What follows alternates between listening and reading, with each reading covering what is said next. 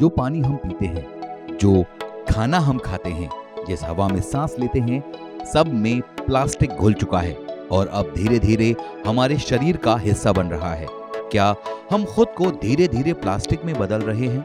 यकीन नहीं हो रहा, लेकिन ये सच्चाई है। नई रिसर्च में खुलासा हुआ है कि माइक्रो प्लास्टिक हमारी याददाश्त, सोचने समझने की क्षमता और न्यूरोलॉजिकल डिसऑर्डर का कारण बनता जा रहा है। तो आखिर ये खतरनाक प्लास्टिक हमारे शरीर में कैसे पहुंच रहा है, इसका हमारे हेल्थ पर क्या असर पड़ रहा है और क्या हम इससे बच सकते हैं? इन सभी सवालों के जवाब जानने के लिए इस वीडियो को अंत तक देखिए, क्योंकि जो आप अभी जानने वाले हैं वो आपकी जिंदगी बदल सकता है। क्या हो अगर मैं कहूँ कि आपके दिमाग, दिल, लंग्स और यहाँ तक कि ब्लड में भी प्लास्टिक जमा हो रहा है। ये कोई साइंस फिक्शन नहीं बल्कि एक चौंकाने वाली सच्चाई है। हाल ही में हुई एक रिसर्च में खुलासा हुआ है कि माइक्रोप्लास्टिक यानी कि प्लास्टिक के बेहद छोटे छोटे पार्टिकल अब इंसान के शरीर में सबसे नाजुक अंगों तक पहुंच चुके हैं। वैज्ञानिकों ने हमारे ब्रेन, लिवर, किडनी, हार्ट और यहाँ तक कि ब्लड में भी माइक्रोप्लास्टिक ढूंढ निकाला है।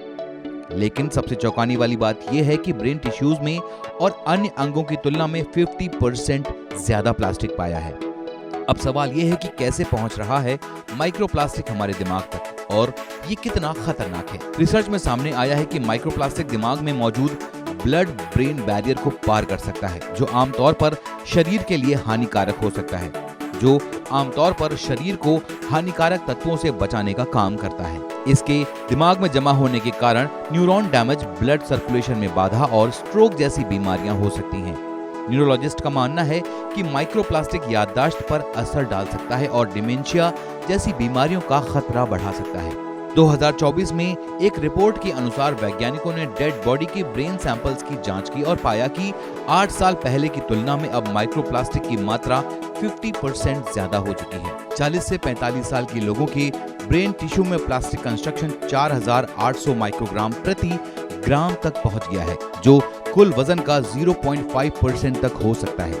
इससे जुड़े खतरे की बात करें तो ब्लड सर्कुलेशन बाधित हो सकता है, न्यूरॉन डैमेज और याददाश्त की समस्या हो सकती है, स्ट्रोक और दिल की बीमारियों का खतरा बढ़ सकता है, इम्यून सिस्टम वीक हो सकता है, डिमेंशिया और न्यूरोलॉजिकल डिसऑर्डर का खतरा बना रहता है। माइक्रोप्लास्टिक का असर धीरे धीरे हमारे शरीर को नुकसान पहुंचा रहा है, लेकिन अभी इसे पूरी तरह रोकने का कोई पक्का तरीका नहीं है। हाँ, कुछ सावधानियां जरूर बरती जा सकती हैं जिससे बचा जा सकता है। प्लास्टिक की बोतल्स और कंटेनर का इस्तेमाल कम करें, पानी को अच्छे से फिल्टर करके पिएं, प्रोसेस्ड फूड की जगह नेचुरल फूड खाएं, समुद्रों और नदियों में प्लास्टिक वाला कचरा ना फैलाएं।